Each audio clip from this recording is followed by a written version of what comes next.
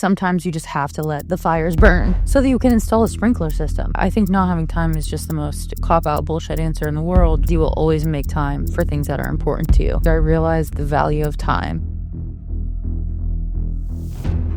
Most people live in a very reactive state. They don't live intentionally, and how it's like the one thing that you cannot get more of. You're telling me you have a goal, but you're telling me you don't have time to do the things to get to that goal. The logical thing is that what you're spending time on right now isn't serving. You need to fix the system, not the problem. People do not understand leverage at all. Jeff Bezos does not work more hours in a day than anyone else. You can have skills that have low leverage, or you can have skills that have high leverage.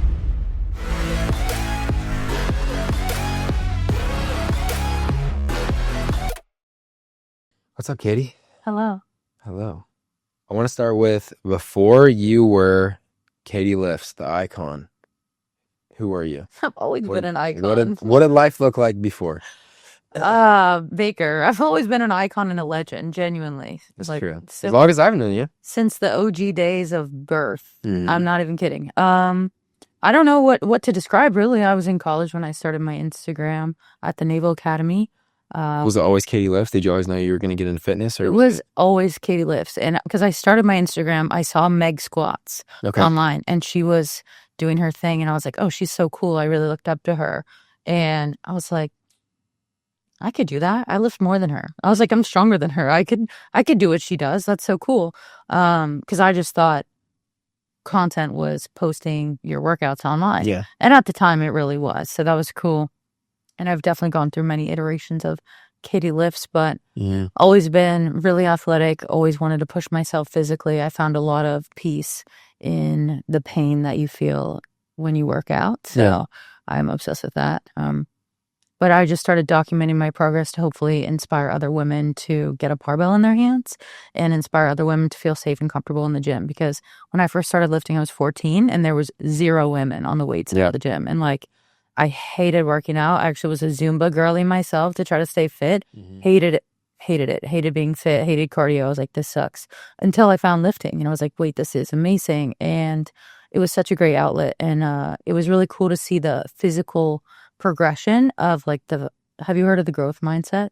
So Carol Dweck wrote this incredible book called Growth Mindset, and it's basically the concept that if you apply effort towards something, you can get better at it. So rather than saying, oh, I'm bad at math or I'm bad at science, be like, oh, if I just study more, if I work harder, I can be great at it. And with physical fitness, with strength training, you can see that week after week. Be like, I did this last week and look at me, I'm getting stronger.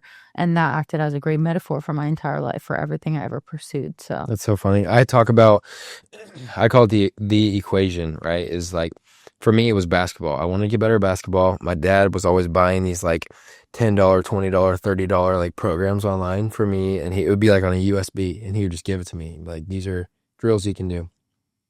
And so I would like save them onto my phone or save them in a Google Drive or something. And I started between my junior and senior year. I was like, I want to get a lot better. So I was like, you know what? My dad's been getting me all these things. I'm just going to go put them in action. And so that whole like summer and off season after my senior year, like I'm lifting a bunch of weights. I'm starting to see results in the gym.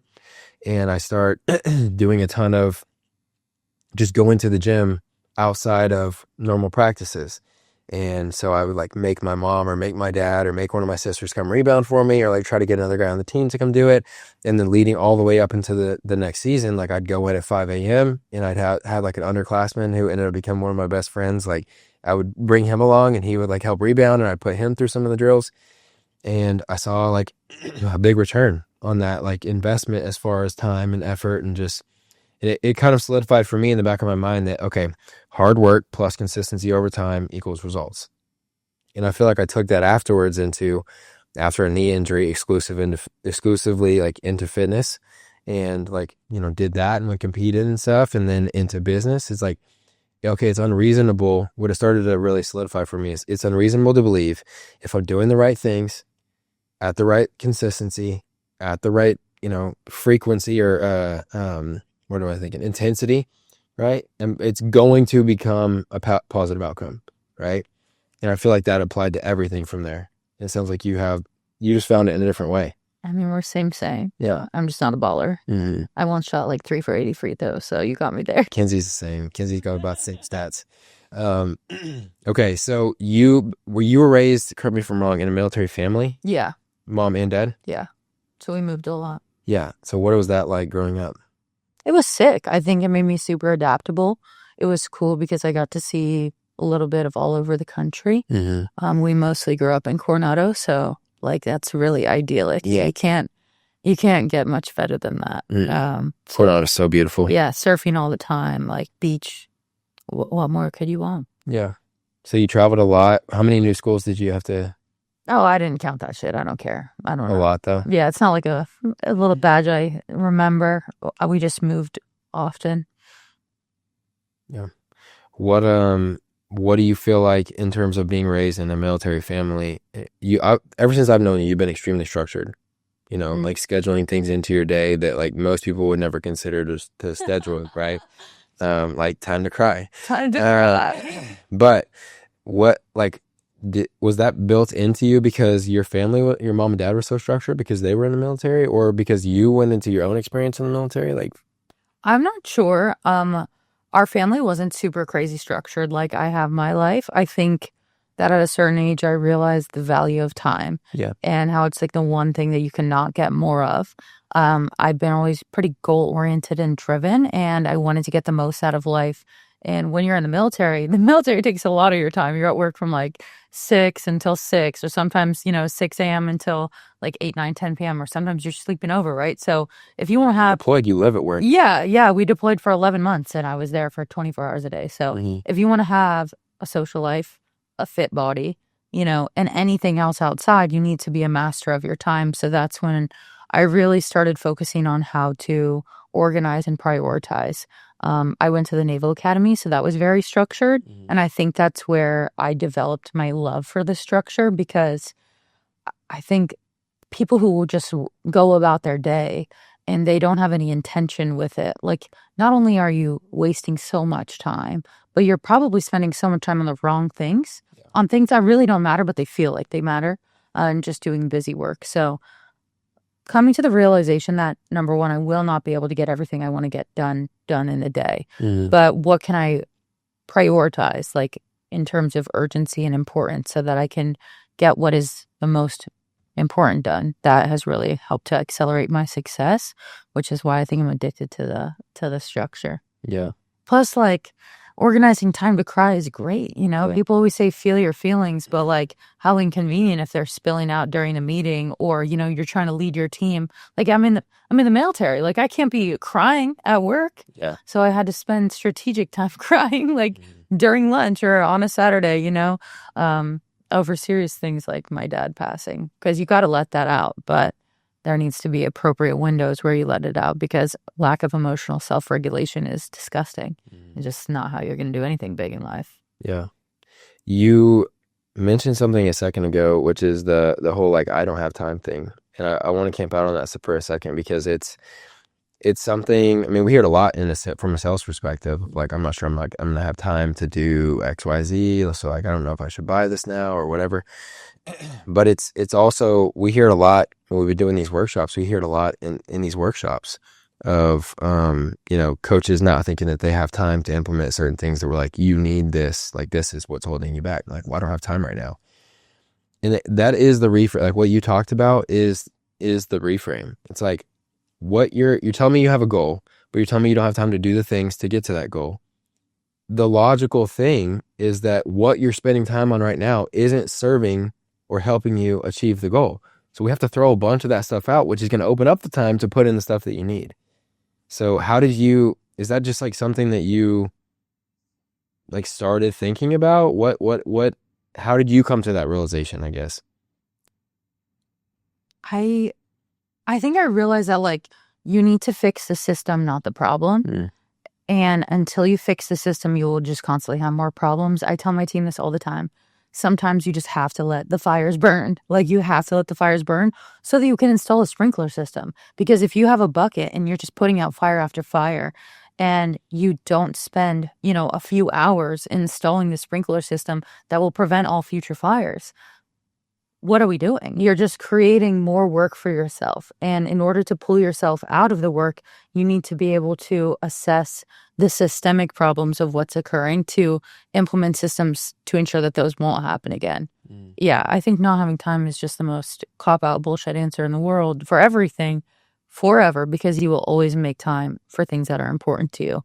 I think most people struggle with defining what's important to them because most people live in a very reactive state. They don't live intentionally and their nervous system's reactive. So they're always like, I need to fix this. I need to do this. And it can be very difficult to step back and really look at things from a more objective perspective. Like, what do I need to move the needle forward right now? What comes next? What comes after?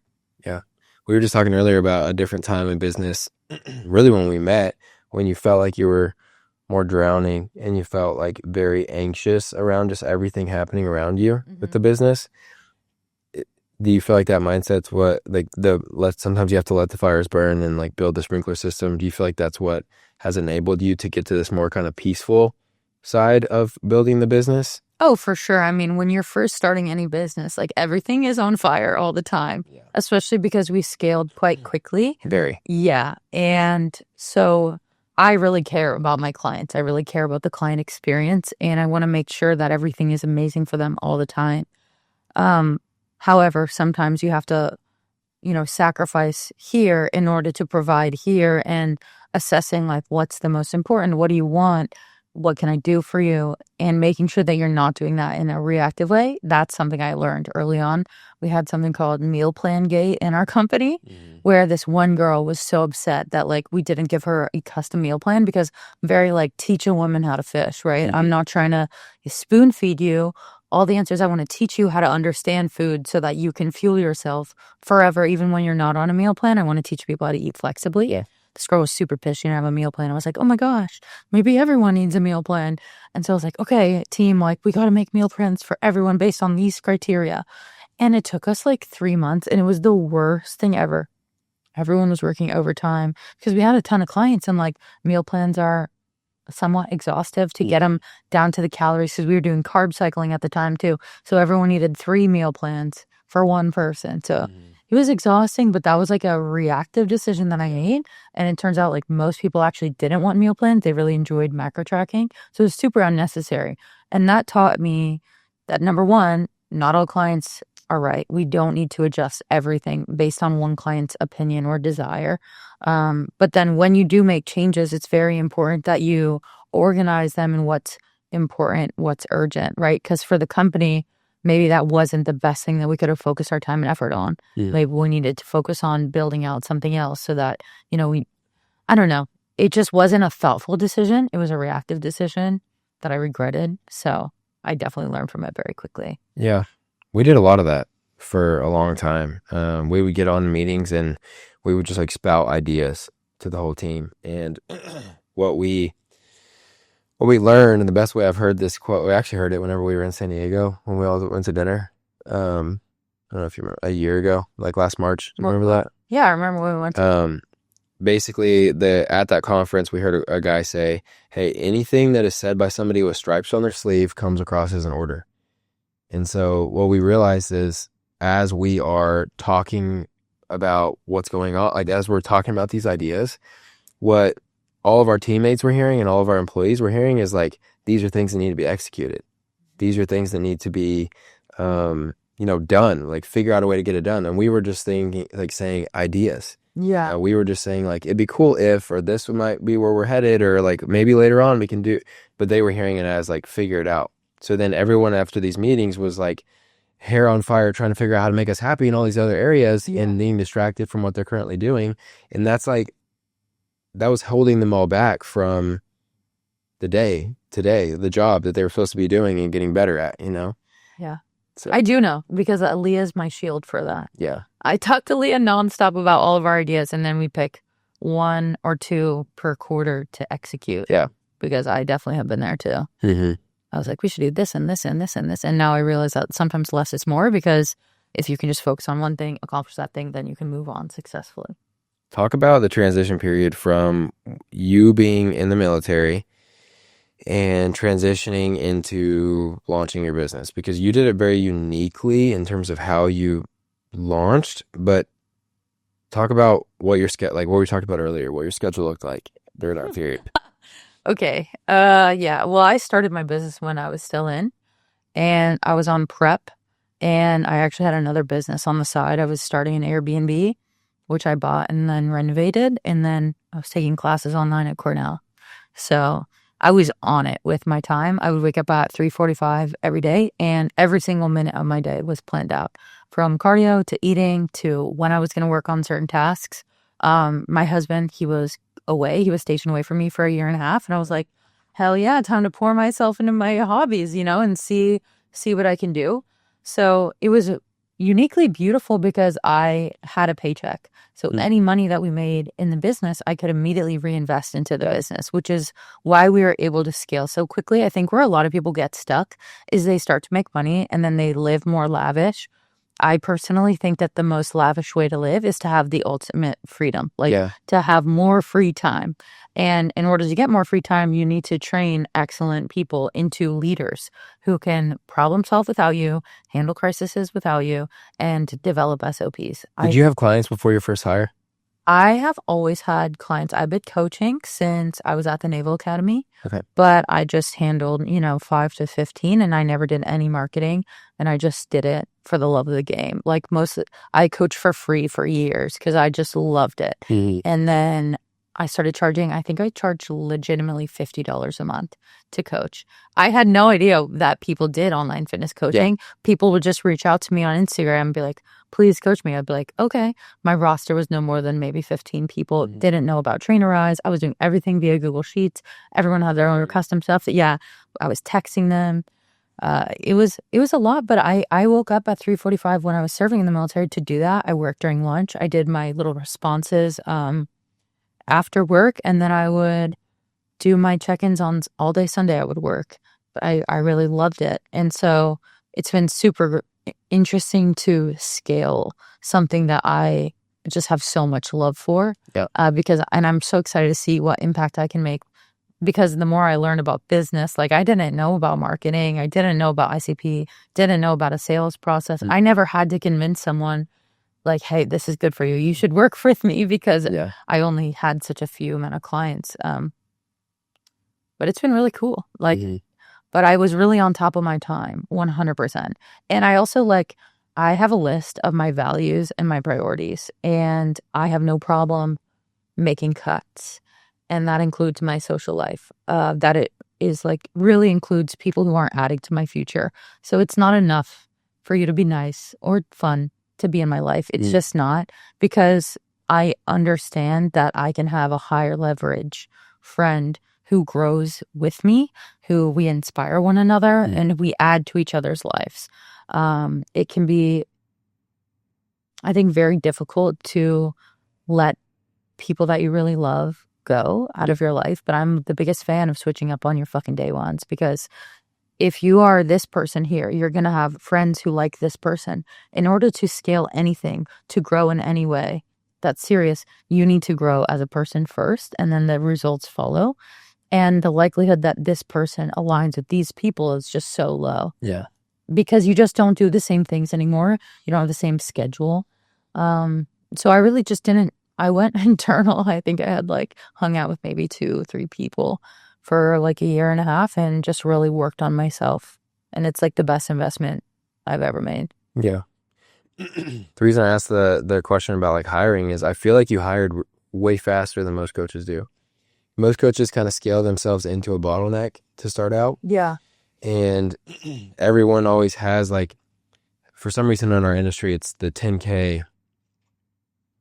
For some reason in our industry, it's the 10K mark that everyone shoots for initially, and they try to scale by themselves to 10K, and then they try to figure out, okay, what does business look like at 15 or 20, and then they maybe make a couple of tweaks, and then they try to get to 15 or 20. You, I feel went into it with, no, I want to grow this size of business, and I feel you hired pretty fast. You started to outsource things pretty fast. Well, I had to, because I was working full-time in the military. And I had my other projects going on, so I needed to be able to say, hey, do this, and it be done. Like, I didn't have time to be fucking around in Canva. I didn't have time to be editing all of my Instagram videos myself. I didn't have time to be doing bullshit in Stripe or to create like organizational systems. I needed to coach. I needed to do media. And I needed to direct and grow a team that could handle everything else for me. I used to pull over on the side of the road, like I'd be driving home from work and then be like, oh, sales call in my car. Like after work, sales call in my car. You know, that's exhausting. And I would so much rather take a portion of the profit rather than all of it and have more time back, because that's how you make more profit long term. And I think I saw that very clearly, because I don't know. I just thought about Jeff Bezos, right? I was like, Jeff Bezos does not work more hours in a day than anyone else. I literally just said this yesterday. Yeah, he doesn't. He just leverages his time better. How does he do that? By outsourcing everything that he personally does not need to do. And it's really humbling when you realize that not only can this person do it, they do it better than you. I'm a big fan too, and this is what bothered me about the military, is that we never align people with their passions, right? I am very passionate about certain things. I hate doing other things. Why would I spend any hours doing this thing that I hate when this other person loves to do that thing? And I can hire them to do their dream job. And then they get to do their dream job. I get to do my dream job. I wanted to build a company where the culture was impeccable, where people were really excited to work there and be there and build something together that was beautiful. And I just wanted more out of a company than just staff who did what I said. I wanted like creators and builders, and thankfully, because I had a paycheck coming in from the military, I could reinvest 100% of our profits into staff, which made me very non-limited. I think the biggest fucking mistake people make is they're like, I'm going all in on myself. I'm doing all in myself. Let me quit my job. Motherfucking, you don't even have a business. Like, if you aren't capitalizing on the hours from 3 to 9 a.m., 3 to 9 a.m. if you work a 9 to 5, and 5 to 9 or 10 p.m. to build the business before you quit your job, you're an idiot, you're a moron, you're a dumb fuck, you deserve to fail, you deserve to be poor, you deserve to live in a cardboard box. Chasing your dreams is like hard as fuck. It's hard. It's not something that you're like, I'm going to go all in, because there's so much you need to learn, and you need to learn through doing, and it's hard work. Like you don't get the Porsche day one. Yeah. You got to bleed for it a little bit. And I think people underestimate the amount of suffering required to be successful and the amount of failure required as well. Yeah. I think you're 100% right. I mean, I always tell people that you have to be working on your 5 to 9 before it becomes a 9 to 5. Oh, these fucking idiots everywhere. It's so dumb. I'm going to quit my job and do social media. Brother, you actually suck as a content creator. Especially if you have no proof. You have zero followers. It's like, until you have 500,000 followers on social media, I admire the confidence. And you monetize it. I don't admire the confidence. I think you're dumb. I think you're so dumb. Because like, it's just a time management. It's a skill issue. Yeah. It's a skill issue, bro. It definitely is. I made the exact same like I guess metaphor or analogy yesterday, is like Jeff Bezos, Bill Gates, Elon Musk have the exact same, like whenever I'm feeling like, because we all get into this idea of like we're a special little snowflake, no one else understands what we're going through, and no one has our same schedule, whatever. And the reality is like a lot of other people have the same exact problems, and everyone that's ahead of you has gone through some version of this exact same problem. They figured it out. Yeah. It's like you can too. But I said yesterday on Mike and I's podcast, I was like, Jeff Bezos, Elon Musk, Bill Gates all have the same 24 hours in a day that we do, but they made $15 million today. Did they work harder? They're just pulling bigger levers. They're pressing bigger buttons. People do not understand leverage at all. I just explained the concept of buying back your time to my Instagram following, and some dude was like, that's how capitalist pigs win. And I'm just like, okay, this sounds like you have a skill issue, because you can have skills that have low leverage, or you can have skills that have high leverage.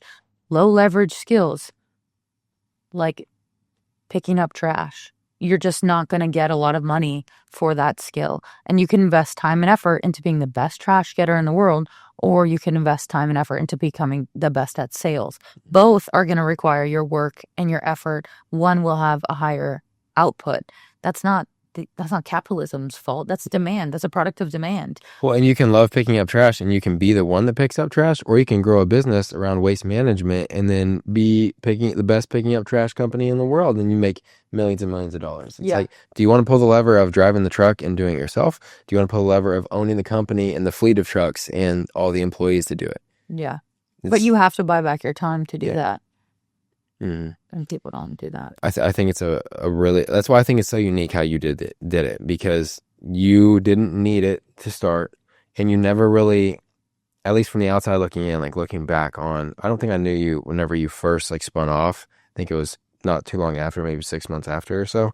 But from everything that we talked about, it was just like, hey, I'm very young in this thing, but I'm already, like, you already had a team set on like these big goals, versus a lot of coaches scale themselves into a bottleneck, then hire maybe, or try to hire, and then it's like usually a friend or something, and then that maybe does or maybe doesn't work, and then they get like a little bit of leeway, and then bottleneck again, and then they try to hire again, and it goes a little bit up, and then bottleneck again. Like, you were very intentional from the get-go. I wanted very unique. Yeah, I wanted my only limitation to be my skills about business. Mm-hmm. Like, I didn't know what a KPI was until 7 months ago. Yeah. You know what I mean? Like, my limiting factor was not my leadership ability, because bless up to the Navy for that. Yeah. And it wasn't my balls, because let me tell you, I took 0 cash money from the business for maybe the first, I think 8-9 months. I reinvested all of it back in. And I think for the first 6 months, we were only making like $30K, which honestly is pretty good. Some people don't do that. But it wasn't until it was like my second month with you that we first hit 80K. And I was like, I get a paycheck. Like, yes. And I still only pay myself like 5K from the business because tax purposes. But yeah, I think my vision has always been to do everything to the best of my ability. And I have every intention of creating a worldwide coaching business where people can receive higher level care and a more robust approach to coaching, because fitness is not about just what you're eating and like how much time you spend on the treadmill. It's like how you see yourself, how you treat yourself, how your habits, your life. And I haven't seen anyone teach that. Yeah. And I've had my fair share of bad coaches in my experience. People who, push PEDs, who don't understand anything, who don't explain things to you. Yeah.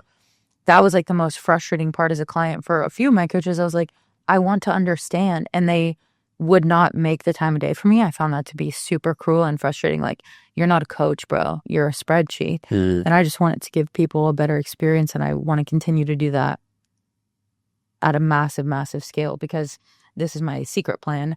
I am going to overthrow the patriarchy. Yes. I'm going to overthrow the patriarchy by empowering every single woman to believe that she's the baddest bitch alive, that she's so strong, that she's so capable of everything. And then those women will go out into their respective fields that they're passionate about, right? I could give a fuck about politics. Kill me right now. You will not catch me, in the Capitol. No, thank you. However, if I have a client who's a political baddie, then I can empower her to be the biggest version of herself so that she can make powerful changes, so that women can not only be equal, but like treated with the utmost respect, and we can just all exist in a beautiful way together, men and women, and we can create, like, I don't know, we can just solve more problems and create more beautiful things in the world. Well, it's interesting because the 3 fields I think of when I think of you, and kind of what you built your brand on, right? Powerlifting, male-dominated sport, I would say, like in terms of what we think of. The military, we definitely think of male-dominated, right? And then entrepreneurship, we typically think of male-dominated. So it's like you're like staking your claim on 3 very male-dominated topics. You've built this massive brand in those 3 areas, and you're known for those 3 things. Do you feel like you ran into hurdle? Like, what is your take on, I guess, overcoming some of those perceptions and I don't know, the status quo around those being male-dominated? I know what you're saying. The worst part about being a powerful woman is like not overt sexism, it's the subtle sexism. Yeah. Because it's the most frustrating, because it's the little things that like you're like, that was so fucking rude, but it's so subtle that if you called someone out for it, now you're a bitch and you're crazy, right? And being in the military, navigating the line between what you call people out for and what you just like let slide and you just like whatever, so that you can have a successful career is definitely a very interesting place to be. But I'm super grateful because I am very comfortable in male dominated fields because of my first day in the weight room when I was 14 and I was, lifting in there and there was no other. I was very grateful. My guy friend Nick brought me in and I was lifting with him for a while until one day Nick couldn't go. And then I was like, well, I still want to go. So I'm going to go by myself. I was very nervous. I was very nervous. And I don't know why. I just like was intimidated because I didn't really know what I was doing. But I was like, okay, let me just ask. So I would just ask some of the dudes like, hey, like, can you teach me how to do this, please? And they were so welcoming. They were so inviting. And like, I want to overthrow the patriarchy. I have nothing against men. Yeah. Love men. You're not trying to take men down. I think most men are awesome, and there are a few little sour apples that are cucking it all for everyone. Like, you're an idiot, but that's on you. Like, I don't care. And I'm very comfortable with men. I would say like in the workplace because I see the value that we both have to bring. And I feel like the self-confidence that I have is projected outwardly. I can, handle a little rough around the edges because I've just learned how to adapt and be strong in those fields. So I don't know. I hope to inspire other women to feel the exact same way, to be able to demonstrate the exact same level of confidence, to be able to push back against, a dude in a room full of dudes when they're wrong. You know what I mean? Because at the end of the day, I think that creating something beautiful requires more than one person. Creating greatness requires more than one person. Why would we limit ourselves by cutting the team in half, by just having guys, by just having women, when we all have different things to offer? I think that the way that I lead my sailors is an incredibly different way than my husband leads his sailors. And I think we both do an excellent job. And it's cool how our skills overlap, even together in our relationship. But that's like the dream, the vision that I have for every workspace. And I don't think any woman should ever be intimidated to join a place where she is not, you don't need to feel comfortable to be great.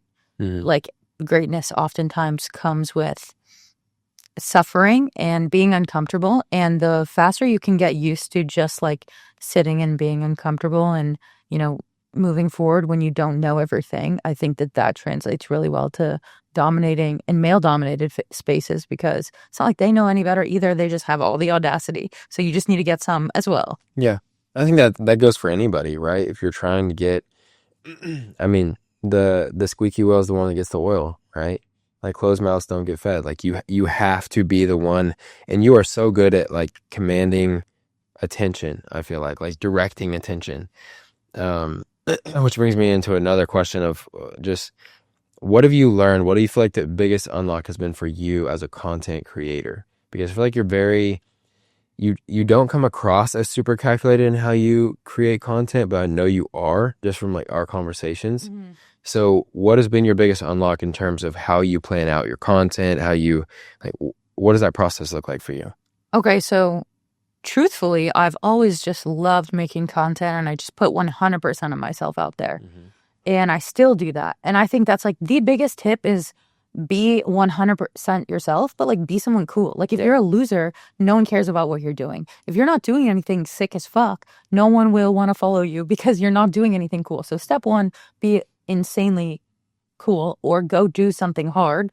Step two, feel confident in your ability to, display yourself to the world. Don't be afraid to be vulnerable. I think it's very important that you share with people not just the best things about you, but the worst as well, and the hardships and the struggles, because then it tells other people like, we're the same. Like, we're not different. You're also a human being. Yeah, we're hurting in the same way, and you can be better. You can be more. The biggest thing that I've shifted and that I've calculated is actually just the way that I present information or myself. So I never knew that content was scripted. I never knew that social media was scripted at all. And so the idea of scripting videos, I was like, what are you talking about? And what I did, and then why my content's popping off, is I just studied the questions that my clients were asking, and then I just tried to answer them in the way that was like the most engaging possible. So in a way that kept either an open loop or, built upon each other or created curiosity or suspense. Yeah. I think creating curiosity, suspense, or a feeling, trying to create emotions. And like another big shift that I made was speaking from an authoritative place about what you should do versus inviting people in about here's what I do. And that was a shift for me, especially as a coach, because I spend most of my day being like, do this, Drew, get your shit together.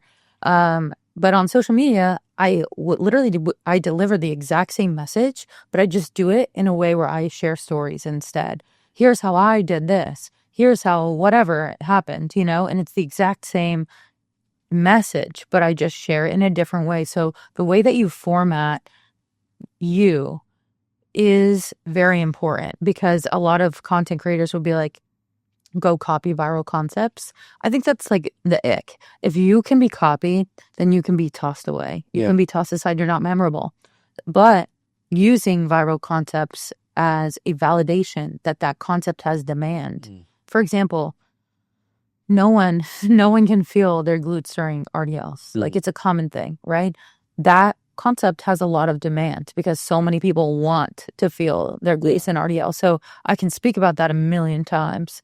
Or like, things that are hot in politics, that does well for content, or things that are showing up a lot on your feed. You can take the concept or the idea, and then you need to speak on it or adapt it into your own way of delivering information or value and adapt it to your niche. I think like copying videos word for word is just disgusting, and it feels bad. It feels bad for everyone. I remember when I first started making content, like my first mentor was like, yeah, do this. And I tried it a few times and I just felt disgusting on the inside. And I was like, ew. And then when I started to develop my own ideas and really pop off doing that, I watched other people copy my stuff word for word. And it was just like, ew, like you're cringe as fuck. Like you don't know anything. You're a copier. You're a copier who knows nothing. Because other coaches would copy my videos word for word, and I was like, you don't even know what you're talking about. You're just copying my words. I don't know. So that's the shift. Like, be 100% you, but learn how to frame yourself better and speak in hooks, and also speak more plainly. So as an eloquent boss bitch woman, educated bitch, okay, I needed to learn how to explain myself more in content, and every piece of content should be like written at a 3rd, 5th grade level so that everyone can understand what you're talking about, because otherwise you lose people, and your content could have done better and been pushed out to more people if you simplified it. Yeah. You don't need to sound smart to be smart. You need to make everyone else feel included and be able to communicate your concepts to people who have a smaller vocabulary. Yeah, I mean, you got on me for this exact same thing before. Like, hey, you're smart. You over explain things, and no one cares to learn it at the level that you're trying to explain it. It was too niche. Too niche. You got to have a blend. So like top of funnel content that's fun and everyone enjoys. Middle funnel, your avatar is kind of enjoying, and then the bottom, it's like, I'm so in there with you. I'm so nerding out with you about that. I also think personal branding is something I talk to you about for sure. Yeah. And that's crucial too, because the way you show up on social media needs to be congruent with the way that you show up in real life if you want people to actually like you. But sometimes the way you show up in real life is boring as fuck, and you need to change that about yourself in order to be more brandable, in order for people to want to pay attention to you. Like, I never really was an accessories girl, and wearing nails is very new to me, but it's very intentional branding because I'm a boss bitch. I know that. I don't need to look like a boss bitch to be a boss bitch. But when you see me in my boss bitch outfit with my nails and my little accessories, it's like almost like, oh yes, that's a zebra. I fuck with zebras. I want to follow that zebra. It's like I'm calling all boss bitch entrepreneurs. Here's how to grow a fat ass, girl. Like, you need to follow me. Look at me. I'm you. We are same. I know how to do this. Like, It's like, trust me. You guys were the same person. So you just need to be someone that other people can identify with, or so fucking iconic that people are like, I wish I was you. I think a big takeaway that I had right there that you were talking about, instead of being what I would call like preachy, like you should do this. And I think also speaking with like a higher level of vocabulary also comes across as preachy, because you're like, I'm smarter than you. You should do this. saying, here's what I did to accomplish XYZ, or here's what I would do if I was trying to do XYZ. I think that does a great job of taking yourself from like the pedestal, speaking down to your people, to like, oh, I'm right here next to you and walking through this with you. Yeah. I think that's a really unique It's the same shift. concept as me looking at the camera and I'm speaking to you versus me speaking to you. This almost is like you're creeping. You're creeping on our conversation. You're invited. Mm-hmm. You're invited in. You're welcomed in. That's what storytelling does, is it invites you in rather than like, oh, like I'm coming for you. Mm-hmm. And it's just more pleasurable experience. It also feels more real. It also feels more authentic, whether it is or not, because a lot of people fake a lot of their stuff. Such a bummer to find that out about social media. People are liars. But who knew? The renting of the Lambos, like that's so real. I was like, oh, okay. Mm-hmm. Course sellers everywhere. Yeah. What do you feel like? What is your goal? What is your end game? Like, what are you working towards? Besides overthrowing the patriarchy. Okay, well, that was my fucking goal, bro. Mm-hmm. I want to create like the best online coaching service for women in the world. Mm-hmm. And I want it to cover everything from A to Z. Because I think that when you use the discipline of fitness and you get good at fitness, you can apply that discipline to other aspects of life. So I'm very grateful to myself because I taught myself how to be financially fit. I made my own money. Like my parents never gave me any of it. I just read a ton of books, learned as much as I can, implemented those things into my life, worked my ass off, right? It doesn't have to be so hard for women. I want to have like a one-stop shop where you can become more confident, more healthy, fitter, stronger, more financially capable, and you also stop fucking with scrubs of men. I have the best husband on planet Earth. I'm obsessed with him. The reason that I have him is because I created standards for myself. And if you didn't meet them, you were bye. I also just like always assume the best for myself. You know what I mean? Like a lot of people struggle with self-doubt. And this is one thing I want to fix and cure in women. Like, he didn't text me back. I genuinely, when I was dating way back when, someone didn't text me back. I just like immediately, oh my God, he got hit by a car. Like, that is so sad that he fucking died. Like, it's your imagination. Like, be nice to yourself, you know? You can make up anything that you want. So teaching women just how to have the best possible life with whatever circumstance that they're coming from, that's my ultimate mission. And creating a coaching service that basically teaches women like methodically how to do these things and kind of just gives people reminders and support, because oftentimes, you know, your friends will be telling you that guy's a piece of shit, like he treats you so poorly. And it's like, why are you treating yourself poorly? Yeah. Because you're allowing that to happen. And that shit's embarrassing. And I don't think people are real enough. Your friends aren't telling you that you're being embarrassing right now. Mm-hmm. And sometimes you need someone to be like, pull yourself together. Yeah. You know? So I just want to be that, but like loving, gentle, I'll kill you. Yeah. But I love you. So that worldwide. Yeah. I have no doubts to do it, Katie. You, I don't know. I think the world of you. You're an enigma. You're just super, super unique. And, you know, I feel super blessed to have just gotten to know you and like see your growth over the last like year and some change, and it's just been cool. Like even as we're looking at your numbers and everything as you come in here, it's like I remember first meeting you and you're like you heard me say it was some number that I was not even like you take it for granted, right? And like right now, even today, you were like taking some of the numbers for granted. But I had said something about like hit 100K in a month, and you were like you've made 100K in a month before, and I was like, yeah. And you were just like, teach me. And it's like, now you've done that, you know, like now you're doing that. It's crazy. That's crazy work, especially like how quick it was. It almost just a year ago that we had it makes me want to tell every single person who struggles with money, like, bro, it's actually here. You just don't have the path to get it. And that's part of what I want to integrate into my coaching is like, here is exactly how you can build wealth for yourself with nothing, starting with nothing. You know what I mean? Like, I think that growing up, I thought that rich people were over here and like I was over here and we were just really different. And I didn't know if I could ever get here. And so to have come as far as I've come in just a year, I'm like, oh my God, imagine if I just do this for the rest of my life, like, and just keep learning, keep growing. That's going to be sick. And thank you so much for all the nice things that you said. I feel like I definitely changed a whole lot in this year. And like, that's probably the most crucial advice I could give you is do not expect your financial income to reflect the person that you aren't. You need to change as a person so much more than you think that you do to become someone deserving of the cash money that you are trying to receive. Yeah. And I think you have to find something that's at the intersection of your passion and the ability to impact people. Like it just has to be at that intersection. No, I don't think so. I think so. Because if you can, your passion is overthrowing the patriarchy and helping people to understand all these things, and you're impacting hundreds and hundreds of women. It makes it better. It makes it better, but I don't think that passion needs to be involved in the work. If you can just be passionate about becoming better, that's all it takes. You can love you, but that's a passion, right? I wasn't passionate about fucking real estate, and for example, I'm not extremely. But same thing is like I'm not extremely passionate about software, but I love the game of business. Yeah. Love the game of business, and I also just so happens the businesses that I've created, they impact people.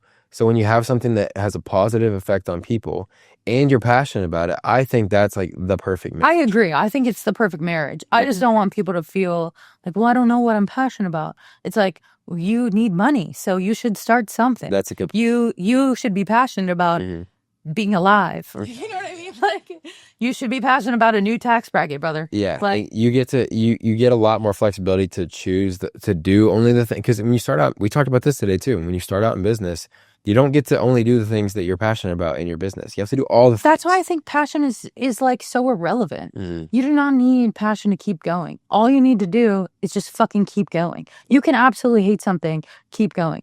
That's why I get so annoyed with motherfuckers who are like, well, I'm not really passionate about this anymore. It's like, are you good at it? Is it making your life better? Is it making you better? Yes. Okay, awesome. Well, you should keep doing that thing until you find your passion. And maybe we free up some time on the weekends where you find your passion. But like, no business in the world where will you spend time, 100% of your time, even 20% of your time doing your passion. Yeah, that's a great point. And especially not at the beginning, because there's a lot of things that Mike and I both had to do at the very beginning that was like miserable when growing this business that we did not want to do at all. I think less about passion. You need a high tolerance to endure. Yeah. Like, that's all you need to be successful is just and adapt. I think that's another place people fuck up too, because it doesn't matter if you're enduring your shit circumstances if you can't study what's not working and shift that. Yeah. Everything is testable and everything's figure outable. You gotta treat your business like a science experiment, like we all learned. Create a hypothesis. Oh yeah. Test that thing, see what the results are, create a new hypothesis, test that thing, and just keep going. I agree. Yeah. I'm excited for you, Katie. I'm excited for you, Baker. Appreciate you taking the time. And doing this kind of ad hoc podcast. I love person too. I love a podcast. All right. Love to. Appreciate you coming on. We'll have you on again soon. Bye, Bix. Thanks, Katie.